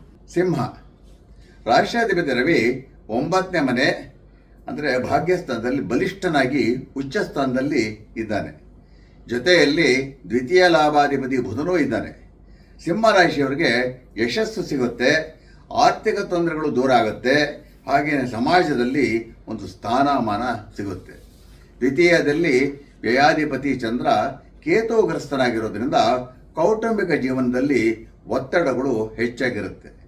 ಹಾಗೆಯೇ ಬಾಯಲ್ಲಿ ಅಥವಾ ನಾಲಿಗೆಯಲ್ಲಿ ಸೋಂಕಿಂದ ಹುಣ್ಣಾಗೋದು, ಹಲ್ಲಿನ ಸಮಸ್ಯೆಗಳು, ಜಾಗ್ರತೆ ವಹಿಸಿಲ್ಲ ಅಂದರೆ 1-2 ಹಲ್ಲು ಕೀಳಿಸ್ಕೊಳ್ಳೋ ಸ್ಥಿತಿ ಕೂಡ ಉಂಟಾಗ್ಬೋದು. ಸರಿಯಾಗಿರೋ ವೈದ್ಯರನ್ನ ಸಂಪರ್ಕಿಸಿ. ಸಪ್ತಮಾಧಿಪತಿ ಶನಿ ಅಷ್ಟಮದಲ್ಲಿ ರಾಹು ಜೊತೆ ಇದ್ದು, ಹಾಗೆಯೇ ವ್ಯಯಾಧಿಪತಿ ಚಂದ್ರನ ದೃಷ್ಟಿ ಇರೋದ್ರಿಂದ ಸಿಂಹ ರಾಶಿಯವರ ಪತಿ ಅಥವಾ ಪತ್ನಿಗೆ ಸ್ವಲ್ಪ ಕಷ್ಟ ದಿನಗಳು, ಆರೋಗ್ಯದಲ್ಲಿ ಏರುಪೇರು, ಕೆಲವರಿಗೆ ಸ್ವಲ್ಪ ಅತ್ತೆ ಜೊತೆಯಲ್ಲಿ ಜಗಳ ಇರುತ್ತೆ, ಹಾಗೆಯೇ ಮನಸ್ತಾಪಗಳು ಕೂಡ. ಅಷ್ಟಮದಲ್ಲಿ ರಾಹು ಇದ್ದರೆ ರಂಧ್ರಗಳಲ್ಲಿ ನವೆ ಹಾಗೂ ಸೋಂಕು. ಲಾಭದಲ್ಲಿ ಗುರು ಇರೋದ್ರಿಂದ ಸಪ್ತಮದ ಮೇಲೆ ದೃಷ್ಟಿ ಹಾಕಿರೋದ್ರಿಂದ ಅವಿವಾಹಿತರಿಗೆ ಮದುವೆ ಭಾಗ್ಯ, ಹಾಗೆಯೇ ಒಳ್ಳೆ ಧನಾರ್ಜನ ಕೂಡ. ಇನ್ನು ಪರಿಹಾರ ಇವರಿಗೆ ಪೂರ್ವ ಪುಣ್ಯಸ್ಥಾನದ ಮೇಲೆ ಗುರು ದೃಷ್ಟಿ ಇರೋದ್ರಿಂದ ಗುರು ಆರಾಧನೆ ಮಾಡಬೇಕು. ಸಿಂಹ ರಾಶಿಯವರು ಈ ಶ್ಲೋಕವನ್ನು ದಿನನಿತ್ಯ ಬೆಳಗ್ಗೆ ಉತ್ತರಾಭಿಮುಖ 33 ಬಾರಿ ಜಪಿಸಿದರೆ ಬಹಳ ಒಳ್ಳೆಯದು. ಈ ಮಂತ್ರ ಶ್ಲೋಕ ಹೀಗೆ ಬರುತ್ತೆ ವೀಕ್ಷಕರೇ. ಅಜ್ಞಾನತಿಮಿರಾಂಧಸ್ಯ ಜ್ಞಾನಾಂಜನಶಲಾಕಯ ಚಕ್ಷುರ್ ಉನ್ಮೀಲಿತಂ ಯೇನ ತಸ್ಮೈ ಶ್ರೀ ಗುರವೇ ನಮಃ. ಮತ್ತೊಮ್ಮೆ ಹೇಳ್ತೀನಿ. ಅಜ್ಞಾನತಿಮಿರಾಂಧಸ್ಯ ಜ್ಞಾನಾಂಜನಶಲಾಕಯ ಚಕ್ಷುರ್ ಉನ್ಮೀಲಿತಂ ಯೇನ ತಸ್ಮೈ ಶ್ರೀ ಗುರವೇ ನಮಃ. ಹಾಗೇನೆ 7 ಗುರುವಾರಗಳು ಗುಡಿಯಲ್ಲಿ ಗಣೇಶನಿಗೆ ಒಂದು ಹಿಡಿ ಕಡಲೆಕಾಳು ಅರ್ಪಿಸಿ, ಹಸಿ ಕಡಲೆಕಾಳು. ಅಲ್ಲಿ 10 ನಿಮಿಷ ಕುಳಿತು ಓಂ ಗಂ ಗ್ಲೌಂ ಗಣಪತಿಯೇ ನಮಃ, ಇದು ಓಂ ಗಂ ಗ್ಲೌಂ ಗಣಪತಿಯೇ ನಮಃ ಮಂತ್ರವನ್ನು ಜಪಿಸಿ. ಮೊದಲನೇ ಗುರುವಾರ ಸ್ವಲ್ಪ ಹಳದಿ ವಸ್ತ್ರ ಕೂಡ ಅರ್ಪಿಸಿ. ಇಷ್ಟು ವೀಕ್ಷಕರೇ ಸಿಂಹ ರಾಶಿಯ ಫಲಾಫಲಗಳು. ಕನ್ಯಾ ರಾಶಿಯಲ್ಲಿ ಲಾಭಾಧಿಪತಿ ಚಂದ್ರ ಹಾಗೂ ಕೇತು ಇದ್ದರೆ ಕೆಲವು ಕನ್ಯಾ ರಾಶಿಯವರಿಗೆ ಅಂದರೆ ಅವ್ರ ಜಾತಕದಲ್ಲಿ ಇದ್ದರೆ ಕೆಲವು ಕೆಟ್ಟ ಚಟಗಳು ಅಂಟ್ಕೋಬೋದು. ಬಹಳ ಜಾಗ್ರತೆ ವಹಿಸಬೇಕು. ಹಾಗೆಯೇ ಕನ್ಯಾ ರಾಶಿಯ ಮಕ್ಕಳ ಪೋಷಕರು ಸ್ವಲ್ಪ ಹೆಚ್ಚಿನ ಗಮನ ಮಕ್ಕಳ ಮೇಲೆ ಇಟ್ಕೊಂಡ್ರೆ ಒಳ್ಳೆಯದು. ಸ್ಕೂಲ್ ಮಕ್ಕಳಾದರೂ ಆಗ್ಬೋದು, ಕಾಲೇಜ್ ಮಕ್ಕಳಾದರೂ ಆಗ್ಬೋದು. ರಾಷ್ಟ್ರಾಧಿಪತಿ ಬುಧನಿಗೆ ಅಷ್ಟಮದಲ್ಲಿ ಅಷ್ಟು ಬಲ ಇಲ್ಲ. ಹಾಗೆಯೇ ವ್ಯಾಧಿಪತಿ ಸೂರ್ಯನಿಗೆ ಬಲ ಇಲ್ಲ. ಅಷ್ಟಮದಲ್ಲಿ ರವಿ ಹಾಗೂ ಬುಧ ಸೇರಿದರೆ ತಂದೆ ಯೋಗಕ್ಷೇಮಕ್ಕೂ ಒಳ್ಳೆಯದಲ್ಲ.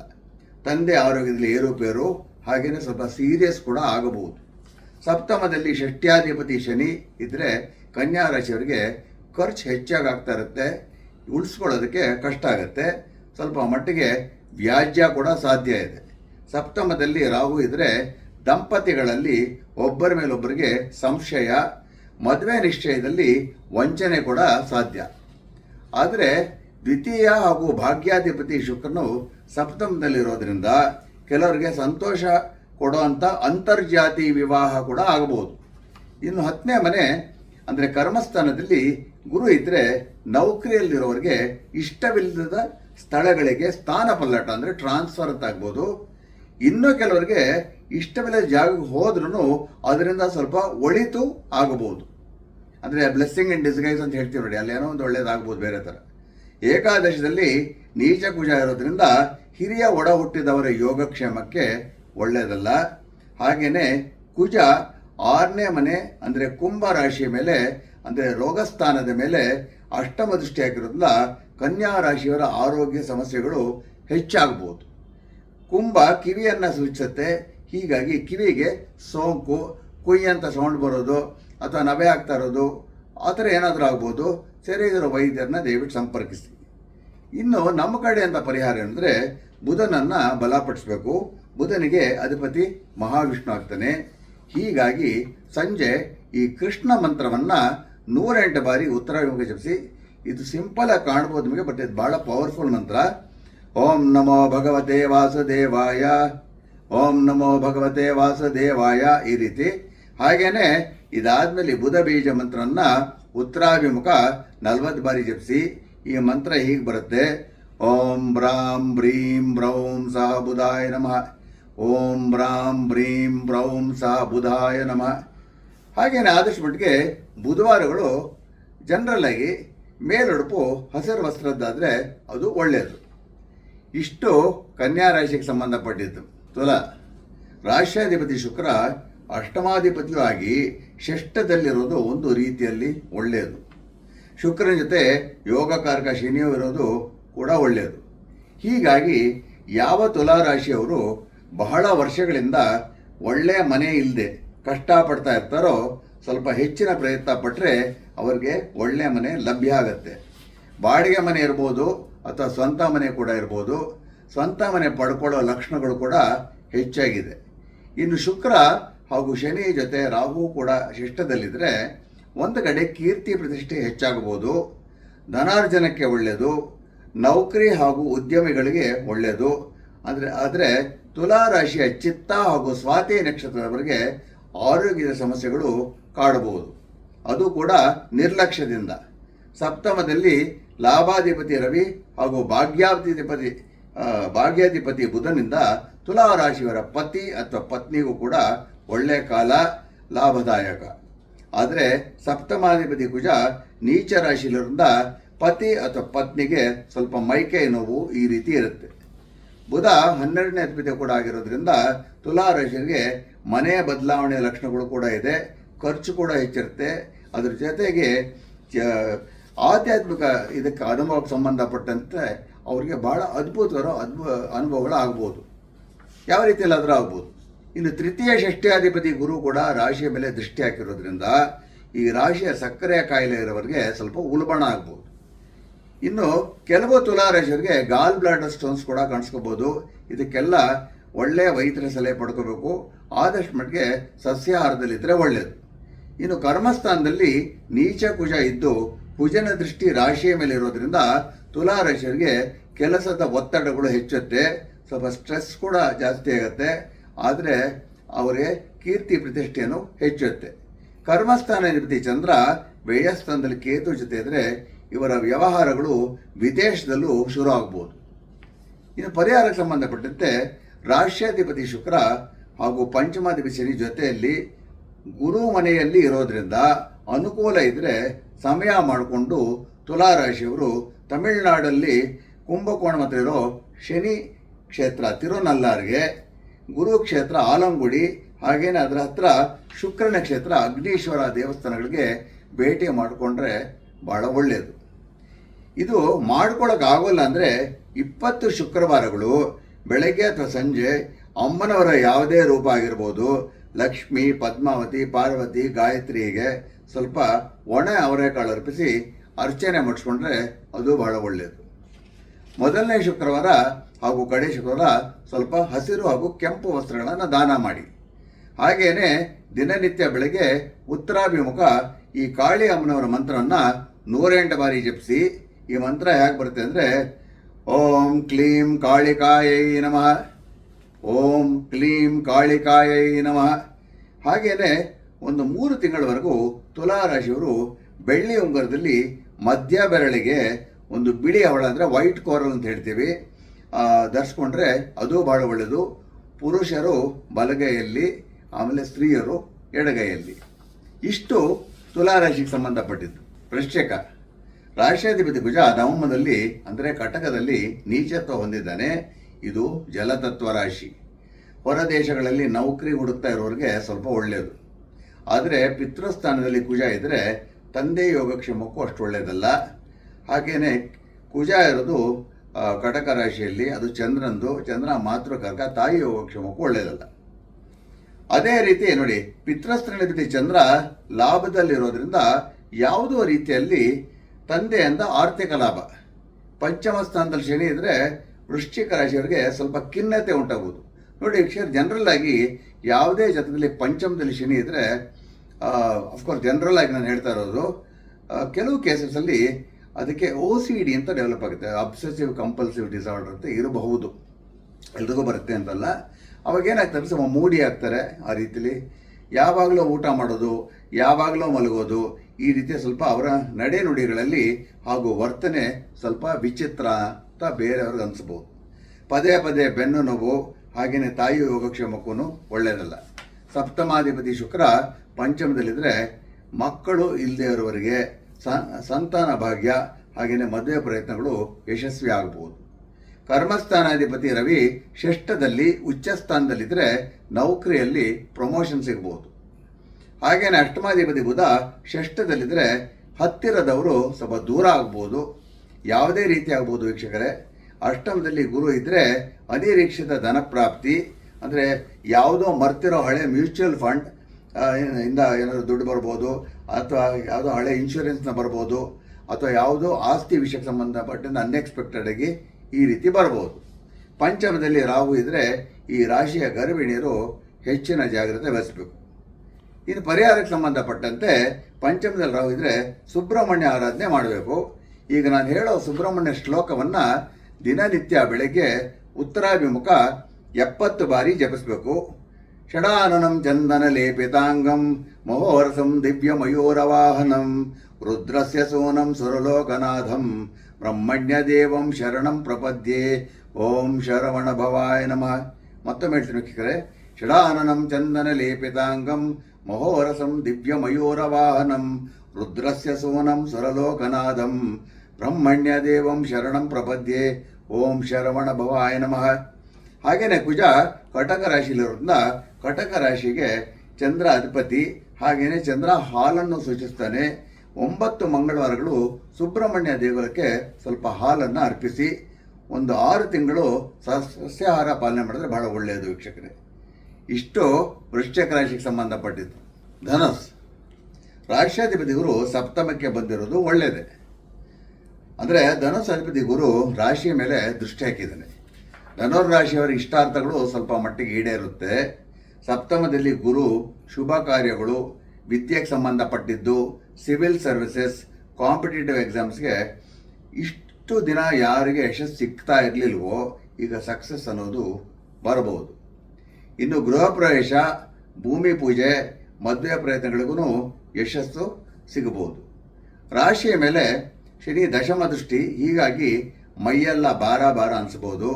ಕೆಲವು ಕೆಲಸಗಳ ವಿಳಂಬ ಆಗ್ಬೋದು. ಮನಸ್ಸಲ್ಲಿ ಏನೋ ಒಂಥರ ಭಾರ, ಒಂಥರ ಏನೋ ಒಂದು ಅನೀಸಿನೆಸ್ಸು. ಚತುರ್ಥದಲ್ಲಿ ಜಲತತ್ವ ರಾಶಿಯಲ್ಲಿ ರಾಹು ಇದ್ದರೆ ತಾಯಿಗೆ ಸ್ವಲ್ಪ ಜಲಗಂಡಾಂತರ. ಶುಕ್ರ ಲಾಭಾಧಿಪತಿಯಾಗಿ ಚತುರ್ಥದಲ್ಲಿದ್ದರೆ ಪಿತ್ರಾರ್ಜಿತ ಆಸ್ತಿ ಲಭ್ಯ ಆಗಬಹುದು. ಹಾಗೆಯೇ ಶುಕ್ರ ಷಷ್ಠ್ಯಾಧಿಪತಿಯಾಗಿ ಚತುರ್ಥದಲ್ಲಿದ್ದರೆ ತಾಯಿ ಆಸ್ತಿ ವಿಷಯದಲ್ಲಿ ಏನಾದರೂ ಕಾನೂನು ತೊಡಕುಗಳು ಕಾಣಿಸ್ಕೋಬೋದು. ಯಾರಾದರೂ ಸ್ನೇಹಿತರು ನಿಮ್ಮ ವಾಹನ ಅಥವಾ ಒಡವೆಯನ್ನು ಇಸ್ಕೊಂಡು, ನೋಡಿ ವೀಕ್ಷಕರು ಅನ್ಸುತ್ತೆ ಏನಾಗುತ್ತೆ ಅಂದರೆ ನಮ್ಮ ನೇಬರ್ಸ್ ಇರ್ಬೋದು ಅಥವಾ ನಮ್ಮ ರಿಲೇಟಿವ್ಸ್ ಇರ್ಬೋದು, ಸಡನ್ನಾಗಿ ಒಂದಿನ ಬಂದುಬಿಟ್ಟು ನಾವು ಮದುವೆ ಹೋಗ್ತಾ ಇದ್ದೀವಿ, ನಾವು ಸ್ವಲ್ಪ ದಯವಿಟ್ಟು ನಿಮ್ಮ ಒಡವೆ ಕೊಡಿ ಅಥವಾ ನಿಮ್ಮ ಬಟ್ಟೆ ಕೊಡಿ ಅಥವಾ ನಿಮ್ಮ ವಾಹನ ಕೊಡಿ ಅಂತ ಇಸ್ಕೊಳ್ತಾರೆ. ಪಾಪ ಕೆಲವರು ಏನು ಮಾಡ್ತಾರೆ, ಕರ್ಗೋಗ್ಬಿಡ್ತಾರೆ, ಕೊಡ್ತಾರೆ. ಅದು ಮತ್ತೆ ನಿಮಗೆ ಸಿಗದೇ ಇರಬಹುದು ಅಥವಾ ವಾಹನ ಅಪಘಾತಕ್ಕೆ ಈಡಾಗ್ಬೋದು.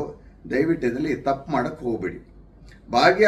ಭಾಗ್ಯಾಧಿಪತಿ ರವಿ ಪಂಚಮದಲ್ಲಿ ಸಪ್ತಮಾಧಿಪತಿ ಹಾಗೂ ಕರ್ಮಸ್ಥಾನಾಧಿಪತಿ ಬುಧನ ಜೊತೆ ಪಂಚಮದಲ್ಲಿದ್ದರೆ ಉದ್ಯಮಿಗಳು ಬಿಸ್ನೆಸ್ ಎಕ್ಸ್ಪ್ಯಾನ್ಷನ್ ಯಶಸ್ವಿಯಾಗಿ ಮಾಡ್ತಾರೆ. ಚಂದ್ರ ಕರ್ಮಸ್ಥಾನದಲ್ಲಿದ್ದರೆ ಪ್ರತ್ಯೇಕವಾಗಿ ಧನುರ್ ರಾಶಿಯ ಹೋಟೆಲ್ ಉದ್ಯಮಿಗಳಿಗೆ ಬಹಳ ಒಳ್ಳೆಯದು. ಈ ರಾಶಿಯ ಕೆಲವು ಹೋಟೆಲ್ ಉದ್ಯಮಗಳಿಗೆ ಏನಾದರೂ ರಾಷ್ಟ್ರೀಯ ಅಥವಾ ಅಂತಾರಾಷ್ಟ್ರೀಯ ಪ್ರಶಸ್ತಿಗಳು ಕೂಡ ಸಿಗಬಹುದು. ಇನ್ನು ಪರಿಹಾರಕ್ಕೆ ಸಂಬಂಧಪಟ್ಟಂತೆ ಸೂರ್ಯ ಆರಾಧನೆ ಮಾಡಿದರೆ ಬಹಳ ಒಳ್ಳೆಯದು. ಈಗ ನಾನು ಹೇಳೋ ಈ ಅದ್ಭುತ ಸೂರ್ಯ ಮಂತ್ರವನ್ನು ದಿನನಿತ್ಯ ಬೆಳಗ್ಗೆ ಪೂರ್ವಾಭಿಮುಖ 24 ಬಾರಿ ಜಪಿಸಿ. ಓಂ ಆ ಕೃಷ್ಣೇನ ರಜಸ ವರ್ತಮಾನೋ ನಿವೇಶನ್ ಅಮೃತಂ ಮರ್ತ್ಯಂಚ ಹಿರಣ್ಮಯೇನ ಸವಿತಾ ರಥೇನ ದೇವೋ ಯಾತಿ ಭುವನಾನಿ ಪಶ್ಯನ್. ಇನ್ನೊಂದ್ಸತಿ ಹೇಳ್ತೀನಿ ವೀಕ್ಷಕರೇ. ಓಂ ಆ ಕೃಷ್ಣೇನ ರಜಸ ವರ್ತಮಾನೋ ನಿವೇಶನ್ ಅಮೃತಂ ಮರ್ತ್ಯಂಚ ಹಿರಣ್ಮಯೇನ ಸವಿತಾ ರಥೇನ ದೇವೋ ಯಾತಿ ಭುವನಾನಿ ಪಶ್ಯನ್. ಇಷ್ಟು ಧನುರಾಶಿಯ ಫಲಾಫಲಗಳು. ಮಕರ ರಾಶ್ಯಾಧಿಪತಿ ಶನಿ ತೃತೀಯದಲ್ಲಿ ಬಲಿಷ್ಠನಾಗಿದ್ದಾನೆ. ಹೀಗಾಗಿ ಮಕರ ರಾಶಿಯವರ ಕೆಲಸ ಕಾರ್ಯಗಳಲ್ಲೂ ಯಶಸ್ಸು. ತೃತೀಯದಲ್ಲಿ ರಾಹು ಇದ್ದರೆ ಅದು ಪರಾಕ್ರಮ ಯೋಗ ಅಂತ ಹೇಳ್ತೀವಿ. ಜಯ ಅಂದರೆ ಇಷ್ಟು ವರ್ಷ ಆಗದೇ ಇರೋ ಕೆಲಸಗಳು ಮುನ್ನಡೆ ಆಗುತ್ತೆ. ಯೋಗಕಾರಕ ಹಾಗೂ ಪಂಚಮಾಧಿಪತಿ ಶುಕ್ರ ತೃತೀಯದಲ್ಲಿ ಉಚ್ಚ ಸ್ಥಾನದಲ್ಲಿರೋದ್ರಿಂದ ಮಕ್ಕಳ ವಿಷಯದಲ್ಲೂ ಸಂತಸ. ಪಂಚಮ ಸ್ಥಾನಕ್ಕೆ ಪುತ್ರಸ್ಥಾನ ಅಂತೀವಿ. ಕೆಲವು ಮಕರ ರಾಶಿಯವರ ಮಕ್ಕಳು ಹೊರದೇಶಕ್ಕೂ ಏನಾದರೂ ಓದಿ ಹೋಗ್ಬೋದು. ಮನೆಯ ವಿಷಯದಲ್ಲಿ ಅನುಕೂಲಗಳು ಹಾಗೂ ಜಾತಕದಲ್ಲಿ ಯೋಗಗಳಿದ್ದರೆ ಹೊಸ ಮನೆ ಲಭ್ಯ. ಚತುರ್ಥದಲ್ಲಿ ಷಷ್ಠ್ಯಾಧಿಪತಿ ಬುಧ ಇದ್ದರೆ ಸಣ್ಣ ಪುಟ್ಟ ವಾಹನ ಅಪಘಾತ ಸಾಧ್ಯತೆ. ಹಾಗೇನೆ ಅಷ್ಟಮಾಧಿಪತಿ ರವಿಯು ಚತುರ್ಥದಲ್ಲಿದ್ದರೆ ತಾಯಿ ತಂದೆ ಬಗ್ಗೆ ಸ್ವಲ್ಪ ಚಿಂತೆ ಹೆಚ್ಚಾಗ್ಬೋದು. ಈ ವಾಹನ ಅಪಘಾತ ಅಂತ ಹೇಳಿದಾಗ ಆ ಬುಧನ ಪಾತ್ರ ಹೇಗೆ ಅಂದರೆ ಎಲೆಕ್ಟ್ರಿಕ್ ವೈರ್ ಕಾರ್ ಮೇಲೆ ಬೀಳ್ಬೋದು, ಅಥವಾ ಸ್ಕೂಟರ್ ತಲೆ ಮೇಲೆ ಬೀಳ್ಬೋದು, ಇಲ್ಲ ಮರದ ಕೆಳಗಿನ ಮರ ಬಿದ್ದೋಗ್ಬೋದು. ಈ ರೀತಿ ಆಗುವಂಥ ಸಾಧ್ಯತೆಗಳು ಸ್ವಲ್ಪ ಹೆಚ್ಚಾಗಿರುತ್ತೆ. ಸ್ವಲ್ಪ ಗಮನದಿಂದ ಓಡಿಸ್ಕೋಬೇಕು. ಚತುರ್ಥಾಧಿಪತಿ ಕುಜ ನೀಚ ರಾಶಿಯಲ್ಲಿದ್ದು ಅದರ ಅಧಿಪತಿ ಹಾಗೂ ಮಾತೃಕಾರಕ ಚಂದ್ರ ಕೇತು ಜೊತೆ ಪಿತೃಸ್ಥಾನದಲ್ಲಿದ್ದರೆ ತಾಯಿ ತಂದೆಗಳ ಆರೋಗ್ಯದಲ್ಲಿ ಸ್ವಲ್ಪ ಏರುಪೇರು. ಹಾಗೆಯೇ ತಾಯಿ ತಂದೆಯ ದೂರ ವಿದೇಶ ಪ್ರಯಾಣದಿಂದ ಸ್ವಲ್ಪ ಕಾಲ ಅವರಿಂದ ದೂರ ಇರುವಂಥ ಯೋಗ. ತೃತೀಯ ವ್ಯಾಧಿಪತಿ ಗುರು ಷಷ್ಠದಲ್ಲಿದ್ದರೆ ವೃತ್ತಿಗೆ ಸಂಬಂಧಪಟ್ಟ ಹಾಗೆ ಆಶ್ಚರ್ಯಕರವಾಗಿ ಅನಿರೀಕ್ಷಿತ ಹೊಸ ಬೆಳವಣಿಗೆ. ಹಾಗೆಯೇ ಮಕರ ರಾಶಿಯವರಿಗೆ ಸಾಡೆ ಸಾತಿಯಿಂದ ಬಿಡುಗಡೆ ಸಿಕ್ಕಿರೋದು ಒಳ್ಳೆಯದು ವೀಕ್ಷಕರೇ. ಪರಿಹಾರ: ಪಂಚಮಾಧಿಪತಿ ಶುಕ್ರ ಶನಿ ಹಾಗೂ ರಾಹು ಸಂಯೋಗದಲ್ಲಿರೋದ್ರಿಂದ ಮಕರ ರಾಶಿಯವರು ದಿನನಿತ್ಯ ಸಂಜೆ ಸೂರ್ಯಾಸ್ತಮದ ನಂತರ ದಕ್ಷಿಣಾಭಿಮುಖ ಶನಿ ಮಂತ್ರವನ್ನು 28 ಬಾರಿ ಜಪಿಸಬೇಕು. ಶನಿ ಮಂತ್ರ ಹೀಗೆ ಬರುತ್ತೆ: ನೀಲಾಂಜನ ಸಮಾಭಾಸಂ ರವಿಪುತ್ರಂ ಯಮಾಗ್ರಜಂ ಛಾಯಾ ಮಾರ್ತಾಂಡ ಸಂಭೂತಂ ತಂ ನಮಾಮಿ ಶನೈಶ್ಚರಂ. ಮತ್ತೊಮ್ಮೆ ಹೇಳ್ತೀವಿ ವೀಕ್ಷಕರೇ. ನೀಲಾಂಜನ ಸಮಾಭಾಸಂ ರವಿಪುತ್ರಂ ಯಮಾಗ್ರಜಂ ಛಾಯಾ ಮಾರ್ತಾಂಡ ಸಂಭೂತಂ ತಂ ನಮಾಮಿ ಶನೈಶ್ಚರಂ. ಹಾಗೆಯೇ 8 ಶನಿವಾರಗಳು ಹನುಮಂತನ ಗುಡಿಗೆ ಸ್ವಲ್ಪ ಎಳ್ಳೆಣ್ಣೆ ಹರಿಸಿದ್ರೆ ಬಹಳ ಒಳ್ಳೆಯದು. ಇಷ್ಟು ಮಕರ ರಾಶಿಗೆ ಸಂಬಂಧಪಟ್ಟಿದ್ದು. ಕುಂಭ ರಾಶ್ಯಾಧಿಪತಿ ಶನಿ ದ್ವಿತೀಯದಲ್ಲಿ ರಾಹು ಹಾಗೂ ಶುಕ್ರನ ಜೊತೆ ಇದ್ದಾನೆ. ಕುಂಭ ರಾಶಿಯವರಿಗೆ ಸಾಡೆ ಸಾತಿ ಮಧ್ಯಭಾಗ ಮುಗಿದಿದೆ ಅಷ್ಟೇ. ಆದರೆ ಇನ್ನೂ ಕಡೆಯ ಭಾಗ ಇದೆ. ಸ್ವಲ್ಪ ಮಟ್ಟಿಗೆ ಒಳ್ಳೆಯದು, ಸ್ವಲ್ಪ ಮಟ್ಟಿಗೆ ಅಷ್ಟು ಒಳ್ಳೆಯದಲ್ಲ. ಈ ಶುಕ್ರಂದು ರಾಹುದು ಸಂಯೋಗ ಎರಡನೇ ಮೇಲೆ ಆಗಿದ್ರೆ ಹಲ್ಲಿನ ಸಮಸ್ಯೆಗಳು ಬರ್ಬೋದು, ಹುಳುಕಲ್ಲಾಗ್ಬೋದು. ಇನ್ನೊಂದು ಏನಂದರೆ ಈ ಸ್ಪೂರಿಯಸ್ ಡಾಕ್ಟರ್ಸ್ ಇರ್ತಾರೆ ನೋಡಿ, ಅಂದರೆ ಡೆಂಟಲ್ ಡಾಕ್ಟರ್ಸು, ಸ್ಪೂರಿಯಸ್ ಹುಸಿ ವೈದ್ಯರು, ಅವರ ಹತ್ರ ಏನೋ ಹಲ್ಲುಗಳು ಸರಿ ಮಾಡ್ಕೋಬೇಕು ಅಂತ ಹೋಗಿ ಇರೋ ಹಲ್ಲುಗಳು ಕಳ್ಕೊಂಬಿಡ್ಬೋದು.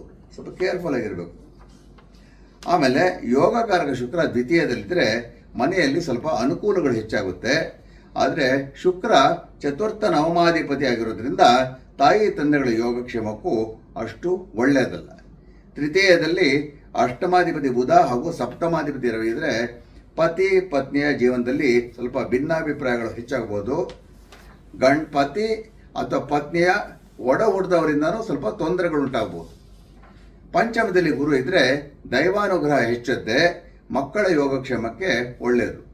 ಅಷ್ಟಮದಲ್ಲಿ ಚಂದ್ರ ಹಾಗೂ ಕೇತು ಇದ್ದರೆ ಸ್ವಲ್ಪ ಎಡಗಣ್ಣು ಸೋಂಕು ಕಾಣಿಸ್ಕೋಬೋದು. ಹಾಗೆಯೇ ಶ್ವಾಸಕೋಶದ ಸೋಂಕು ಕೂಡ ಆಗ್ಬೋದು. ಸ್ವಲ್ಪ ಅಲರ್ಜೀಸ್ ಅಂತೆಲ್ಲ ಅಲ್ಲಿ ಆ ರೀತಿಯಲ್ಲಿ ಇರ್ತಾರೆ. ಕರ್ಮಸ್ಥಾನಾಧಿಪತಿ ಕುಜ ನೀಚ ರಾಶಿಯಲ್ಲಿದ್ದರೆ ನೌಕರಿಯಲ್ಲಿ ಸ್ವಲ್ಪ ಏರುಪೇರು. ಪರಿಹಾರಗಳು: ಪಂಚಮಾಧಿಪತಿ ಬುಧನನ್ನು ಸ್ವಲ್ಪ ಬಲಪಡಿಸಬೇಕು. ಇದಕ್ಕೆ ವಿಷ್ಣು ಆರಾಧನೆ ಮಾಡಬೇಕು. ಕುಂಭರಾಶಿಯವರು 9 ಬುಧವಾರಗಳು ಸ್ವಲ್ಪ ಹೆಸರು ಕಾಳು ವೆಂಕಟೇಶ್ವರನಿಗೆ ಅರ್ಪಿಸಬೇಕು. ಜೊತೆಯಲ್ಲಿ ಸ್ವಲ್ಪ ತುಳಸಿ ಕೂಡ. ಹಾಗೇನೆ ದಿನನಿತ್ಯ ಉತ್ತರಾಭಿಮುಖ ಮನೆಯಲ್ಲಿ ಅಷ್ಟಾಕ್ಷರ ಮಂತ್ರ ಅಂದರೆ ಓಂ ನಮೋ ನಾರಾಯಣಾಯ ಮಂತ್ರವನ್ನು 216 ಬಾರಿ ಜಪಿಸಿ. ನೋಡಿ ವೀಕ್ಷಕರೇ, ವಿಷ್ಣುಗೆ ಸಂಬಂಧಪಟ್ಟಿದ್ದು ಯಾವಾಗಲೂ ಬೆಳಗ್ಗೆ ಆದರೂ ಮಾಡಿ ಸಾಯಂಕಾಲ ಮಾಡಿ, ಬಟ್ ಸಾಯಂಕಾಲ ಮಾಡಿದ್ರೆ ಶ್ರೇಷ್ಠ. ಅಂದರೆ ಸೂರ್ಯ ಅಸ್ತಮ ಆಗುತ್ತಲ್ಲ, ಆ ಸಮಯದಲ್ಲಿ ಅಸ್ತಮಾನೇ ಸ್ವಯಂ ವಿಷ್ಣು ಅಂತ ಹೇಳ್ತೀವಿ. ಅದು ನಿಮ್ಮ ಅನುಕೂಲಕ್ಕೆ ತಕ್ಕಂತೆ ಮಾಡ್ಕೋಬೋದು. ಇಷ್ಟು ಕುಂಭರಾಶಿಯ ಫಲಗಳು. ಮೀನ ರಾಶಿಯಲ್ಲಿ ರಾಹು, ಶನಿ ಹಾಗೂ ಶುಕ್ರ. ರಾಹುವಿನಿಂದ ಏನೇನೋ ಯೋಚನೆಗಳಂದರೆ ಅಪ್ರಹೆನ್ಷನ್ಸ್ ಅಂತೀವಿ. ಜನ್ಮರಾಶಿಯಲ್ಲಿ ರಾಹು ಕೂತಾಗ ಹೀಗಾಗ್ಬಿಟ್ರೆ, ಹಾಗಾಗ್ಬಿಟ್ರೆ, ಅದಾಗ್ಬಿಟ್ರೆ, ಇದಾಗ್ಬಿಟ್ರೆ ಅಂತ ಏನೇನೋ ಕಲ್ಪನೆ ಮಾಡ್ಕೊಳ್ತಾ ಇರ್ತಾರೆ. ಶನಿ ರಾಶಿಗಳಿಂದ ಸ್ವಲ್ಪ ವೈರಾಗ್ಯನೂ ಹೆಚ್ಚಾಗುತ್ತೆ, ಸ್ವಲ್ಪ ಚಿಂತೆನೂ ಹೆಚ್ಚಾಗುತ್ತೆ. ಆದರೆ ಸ್ವಲ್ಪ ಕೆಲವು ಒಳ್ಳೆಯ ಯೋಚನೆಗಳು ಬರುತ್ತೆ. ಹಾಗೆಯೇ ಮೈಯು ಹಾಗೂ ಮನಸ್ಸಲ್ಲಿ ಏನೋ ಒಂಥರ ಭಾರ ಅಂತ ಅನಿಸುತ್ತೆ. ಶುಕ್ರ ಉಚ್ಚನಾಗಿರೋದ್ರಿಂದ ಮನೆಯ ವಾತಾವರಣ ಚೆನ್ನಾಗಿರುತ್ತೆ. ಆಮೇಲೆ ಸ್ವಲ್ಪ ಭೋಗ ವಸ್ತುಗಳ ಆಗಮನದಿಂದ ಸಂತೋಷ ಪಡ್ತಾರೆ. ಸಪ್ತಮದಲ್ಲಿ ಚಂದ್ರ ಹಾಗೂ ಕೇತು ಇರೋದ್ರಿಂದ ಪತಿ ಅಥವಾ ಪತ್ನಿ ಜೊತೆ ವಿದೇಶ ಪ್ರಯಾಣ ಆಗಬಹುದು. ರಾಷ್ಟ್ರಾಧಿಪತಿ ಚತುರ್ಥದಲ್ಲಿದ್ದರೆ ಹೊಸ ಮನೆ ಪಡ್ಕೊಳ್ಳೋ ಸಾಧ್ಯತೆ. ಚತುರ್ಥಾಧಿಪತಿ ಬುಧ ಕೇತು ನಕ್ಷತ್ರದಲ್ಲಿದ್ದು, ಹಾಗೆಯೇ ಕೇತು ಹಾಗೂ ಮಾತೃಕಾರಕ ಚಂದ್ರನ ಮಿಲನ ಆಗಿರೋದ್ರಿಂದ ತಾಯಿ ಯೋಗಕ್ಷೇಮಕ್ಕೆ ಅಷ್ಟು ಒಳ್ಳೆಯದಲ್ಲ. ರಾಷ್ಟ್ರಾಧಿಪತಿ ಗುರು ಚತುರ್ಥಕ್ಕೆ ಬಂದಿರೋದು ಕೆಲವು ವಿಷಯಕ್ಕೆ ಒಳ್ಳೆಯದು, ಕೆಲವು ವಿಷಯಕ್ಕೆ ಸ್ವಲ್ಪ ಮುಜುಗರ. ಪಂಚಮದಲ್ಲಿ ನೀಚ ಆದರೆ ನೀಚಭಂಗ ಕುಜ ಇರೋದ್ರಿಂದ ಮೀನರಾಶಿಯವರಿಗೆ ಅವರ ಮಕ್ಕಳ ಬಗ್ಗೆ ಖುಷಿ ಉಂಟಾಗಬಹುದು.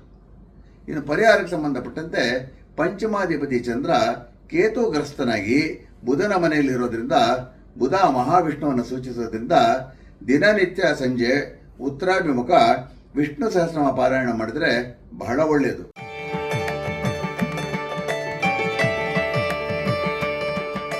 ಚಂದ್ರ ಶಿವನನ್ನು ಸೂಚಿಸೋದ್ರಿಂದ ಬೆಳಗ್ಗೆ ಉತ್ತರಾಭಿಮುಖ ಶಿವ ಅಷ್ಟೋತ್ತರ ಶತನಾಮಾವಳಿ ಪಾರಾಯಣ ಮಾಡೋದು ಬಹಳ ಒಳ್ಳೆಯದು.